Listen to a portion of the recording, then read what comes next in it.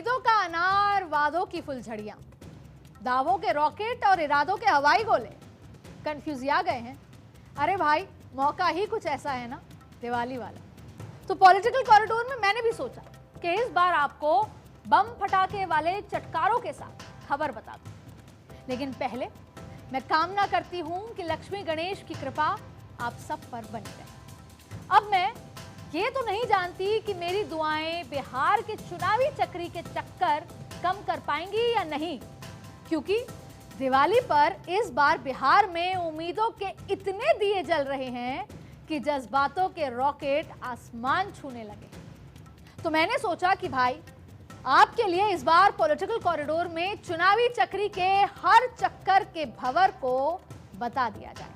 वो क्या है ना कि इन भंवरों से निकलकर ही तो 14 नवंबर को बिहार में किसी की उम्मीदों का अनार ऊंची उड़ान भरेगा, तो किसी के उम्मीदों के दिए की रोशनी भकभका कर बुता जाएगी अगले 5 साल के लिए।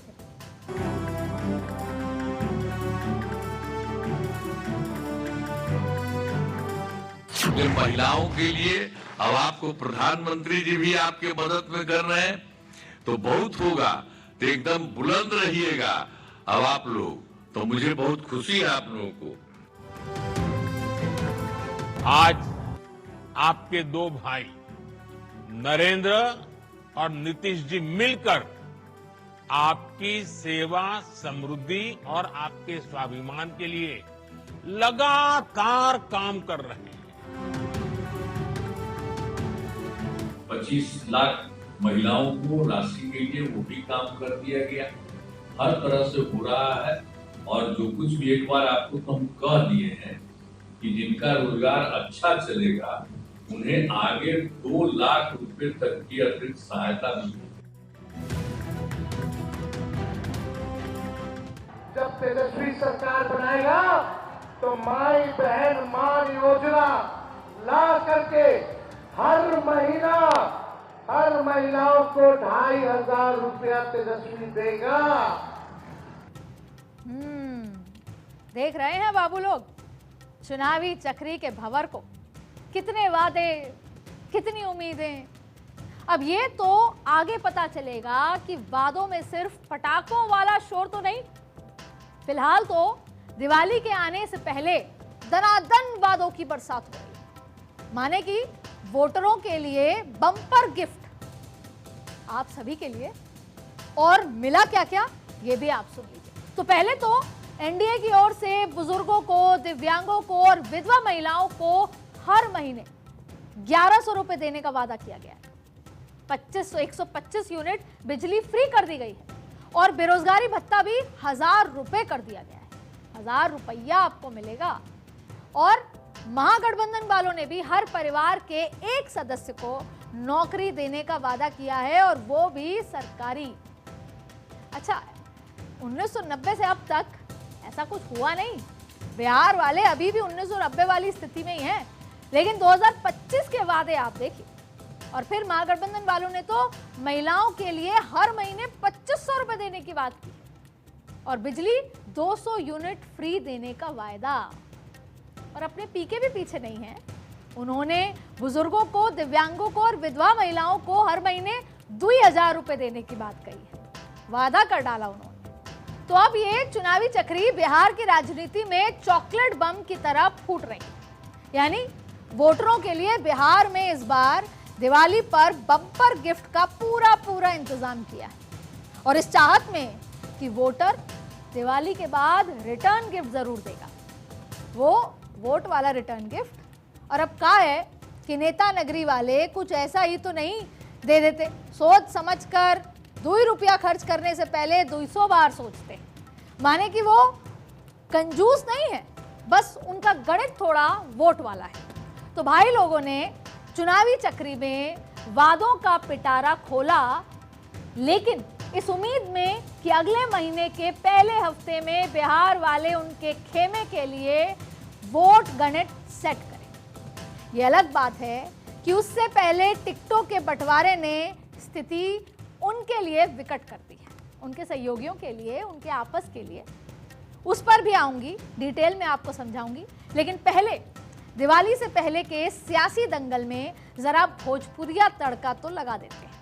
वो क्या है कि इस बार चुनाव में खेसारी भैया राजनीति की गलियों में सियासी गाने गुनगुनाएंगे तो मैथिली राजनीति के भजन सुनाएंगे। और सीमा सिंह, रितेश पांडे, ये भी तो दिवाली से पहले उनकी लॉटरी लग गई है। माने कि राजनीति के रपटीली राहों में भोजपुरिया स्टार का तड़का आपको बोर नहीं होने देगा। और वैसे ऐसे भी नहीं है कि दिवाली पर सबको सौगात ही मिल गई हो, ऐसा नहीं है। कईयों के चेहरे का रंग भी उड़ गया है, क्योंकि विवादों के रॉकेट ने अरमानों की फुलझड़ियों में पलीता जो लगा दिया है। तो कई भाइयों का टिकट भी कटा है, जैसे कि अपने पवन भैया बहुत उम्मीद लगाए बैठे थे, बड़ी चर्चाओं में थे। तो लोकसभा चुनाव में आरके सिंह का गणित बिगाड़ने वाले पवन भैया इस बार पवन के झोंके की तरह ही सुर्खियों में आए और कुछ डाली पत्ती हिलाकर हवा के झोंके की तरह गुजर गए। माने कि भाई का टिकट कट गया है। क्या है कि दिवाली से पहले साफ सफाई का चलन तो पूरे देश में है, आपने भी की, मैंने भी की। जैसे गुजरात वाले मोटा भाई ने इस बार पूरी कैबिनेट बदल डाली और 3 साल पहले ही तो सरकार बनाई थी, लेकिन 19 लोगों को साफ सफाई अभियान के तहत बाहर कर दिया। कईयों को प्रमोशन भी मिला है गिफ्ट के तौर पर, सीधे डिप्टी सीएम बनाकर। तो गुजरात वालों से बिहार वालों की ट्यूनिंग तो वैसे भी पुरानी है। याद दिला दूं गांधी जी के जमाने से। अच्छा, मेरे पे भरोसा नहीं है तो चंपारण वालों से पूछ लीजिए।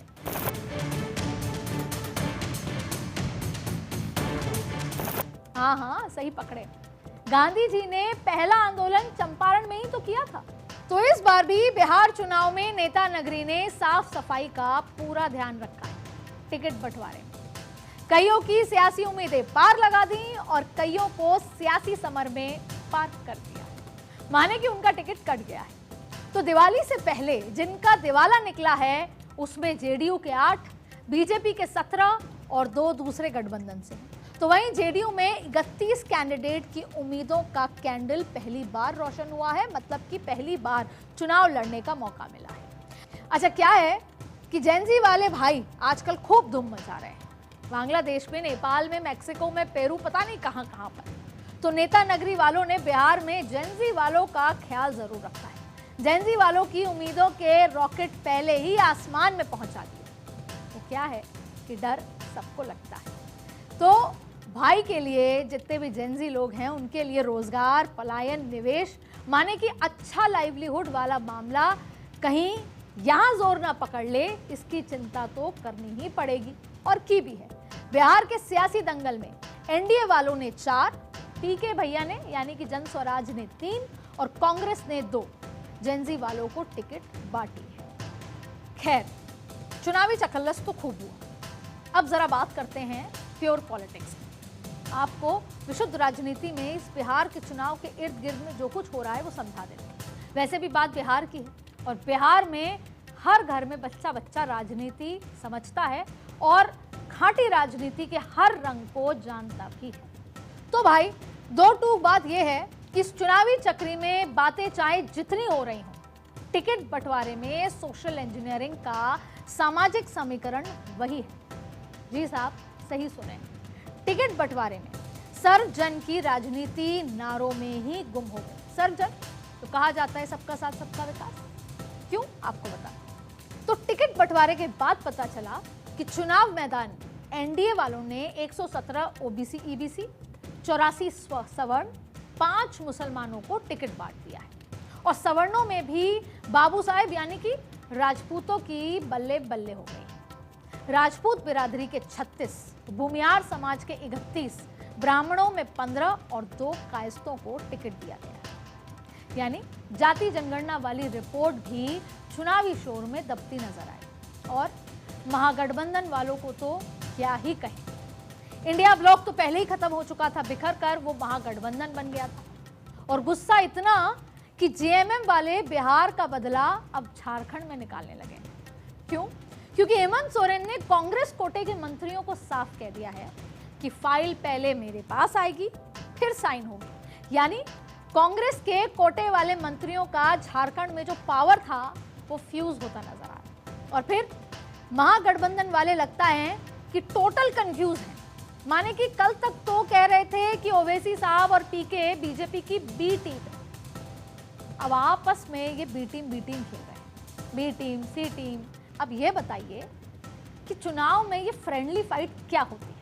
माने कि दोनों के कैंडिडेट दम भर रहे हैं। अब राजनीति की ये फ्रेंडली फाइट हमको तो समझ नहीं आती। कहा है कि हम तो आज तक यही समझते बूझते आए हैं कि दोनों का वोटर एक ही है। क्यों? अगर आरजेडी का वोट बढ़ेगा तो कांग्रेस का घटेगा, और कांग्रेस का बढ़ेगा तो आरजेडी का घटेगा, इसलिए तो गठबंधन में होते हैं। यही तो जेडीयू बीजेपी की बात है। जेडीयू बीजेपी के वोटर सेम है तो गठबंधन में आ गए, अलग अलग सीटों पे लड़ रहे हैं। और बीजेपी वाले ये बी टीम सी टीम गेम में ये सोच कर फूले समा नहीं रहे कि वो दोनों लड़ेंगे तो फायदा तो उनकी ही टीम का होगा। और मैं ये बात से कंफ्यूज आ गई हूं कि आखिर ये बी टीम है कौन। और हर बार कांग्रेस या महागठबंधन ऐसा कोई बयान दे देती है या इस तरह की स्थिति पैदा कर देती है कि बीजेपी को फायदा हो जाता है, और कभी कभी लगता है कि कांग्रेस भी बीजेपी की बी टीम ही है। दिल्ली में भी ऐसा ही हुआ, कांग्रेस चुनाव लड़ी ऐसे कि बीजेपी जीत कर आ गई। अच्छा, ये बी टीम से याद आया कि एक साहब को दिल्ली वाले साहब से बड़ी फटकार लगी। पता है आपको? बात यह है कि बिहार में राजनीति के दिए का तेल कम न हो, इस उम्मीद में बीजेपी खेमे के दो साइड चुनाव लड़ने से बचना चाहते थे। दोनों पहले एमएलसी थे और मंत्री भी, और चुनावी बैतरणी को पार करने से बचने की कोशिश की। तो फटाफट पटना वाले दोनों साहब लोग दिल्ली वाले साहब के दरबार पहुंच गए हाजिरी लगाने, और बोलने लगे कि हम चुनाव नहीं लड़ना चाहते। लेकिन दिल्ली वाले साहब ने तड़ाक से कह दिया, विद सीनियरिटी कम्स रिस्पॉन्सिबिलिटी, माने कि चुनाव तो लड़ना पड़ेगा।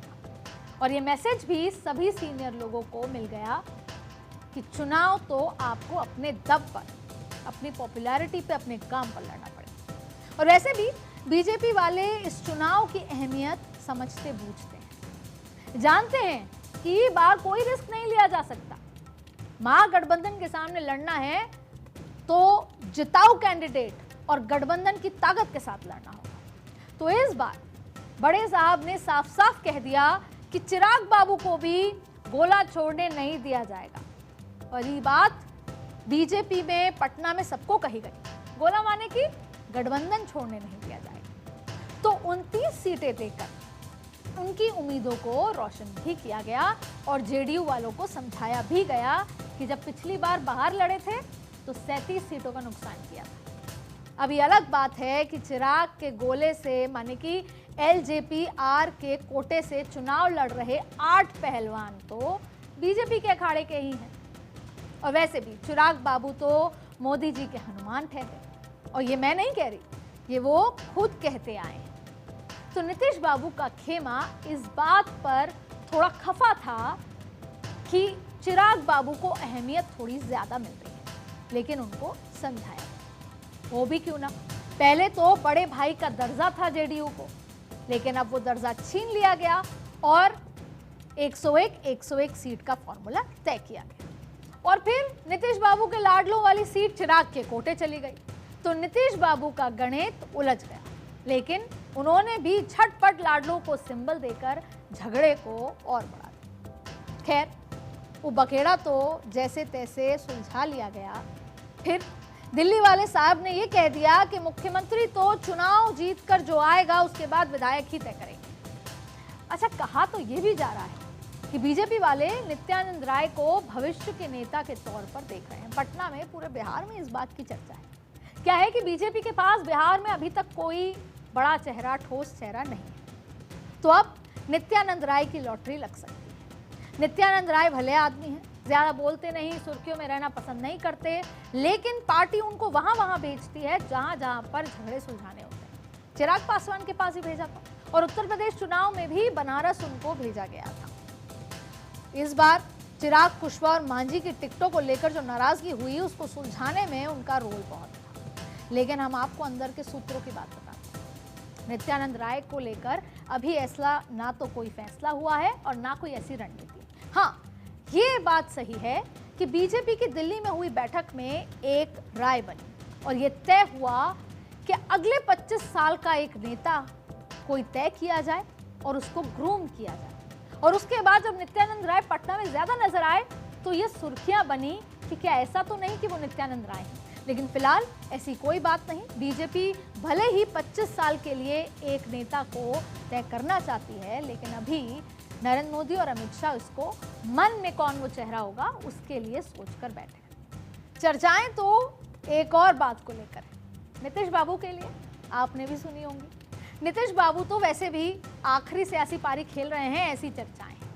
पार्टी वाले बेटे को आगे बढ़ाने की बात करते हैं, पर सुशासन बाबू की जुबान पर अभी चू नहीं। और वैसे भी लालू तो कहते ही आए हैं कि नीतीश के पेट में दांत है और वो कब क्या कर जाएं ये किसी को नहीं पता। अच्छा, इस बात का तो बीजेपी को भी कोई भरोसा नहीं कि नीतीश बाबू कब क्या कर रहे हैं। पता तो ये भी नहीं कि आजकल लालू परिवार में क्या चल रहा है। बड़े बेटे तेज प्रताप अपने ही भाई के खिलाफ सियासी मोर्चा खोल के बैठे, अपनी पार्टी बना ली, लालू जी के नाम पर वोट बटोरने की कोशिश है, लालू जी का नाम रखते हुए अपने कैंडिडेट्स के लिए वोट भी मांग रहे हैं। माने अगर एक आधा सीट का गणित भी गड़बड़ा गया तो तेजू बाबू तेजस्वी का सियासी तेज ले डूबे। और राहुल बाबा की तो क्या कहें, घूम घूम कर गली गली खाक छानकर कांग्रेस को दोबारा जिंदा करने में जुटे थे। अच्छा, लोग उनकी यात्रा से जुड़े भी, लेकिन फिर गायब हो गए। और समझ ये नहीं आता कि इस गठबंधन में तेजस्वी और राहुल कब दोस्त हैं और कब दूर हो जाते हैं। जैसे अभी दिखा कि दिल्ली आए तेजस्वी बाबू, लेकिन राहुल गांधी से नहीं मिल पाए, केसी वेणुगोपाल से मिले।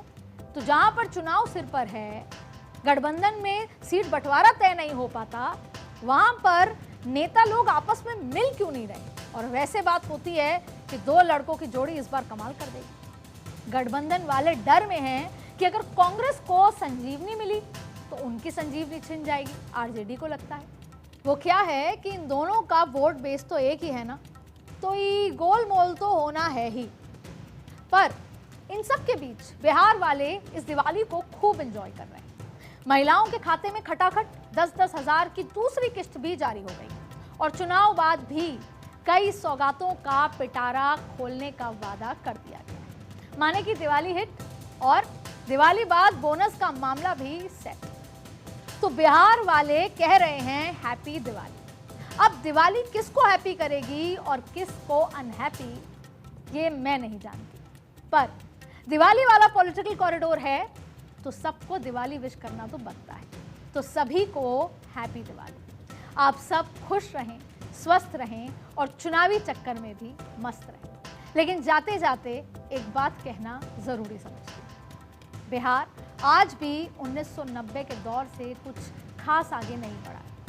हम 2025 में हैं, लेकिन बिहार के हालात वही 1990 वाले हैं। और आपसे ज्यादा कोई नहीं जानता कि पलायन, नौकरी और ये तमाम चीजें आपके लिए कितनी जरूरी है। इसलिए ऐसी पॉलिटिकल पार्टी और ऐसी सरकार चुनिए जो आपको केवल चुनाव के इर्द गिर्द ही खुश ना रखे, जो आपको केवल चुनाव के इर्द गिर्द ही भाषण और सौगातें ना दे, गिफ्ट्स ना दे। ऐसी सरकार चुनिए जो आपकी परेशानियों को 5 साल के लिए सॉल्व करे, जो 5 साल तक आपको गिफ्ट देती रहे और आपको खुश रखे। आज पॉलिटिकल कॉरिडोर में इतना ही। देश दुनिया की बाकी खबरों के लिए बने रहिए भारत 24।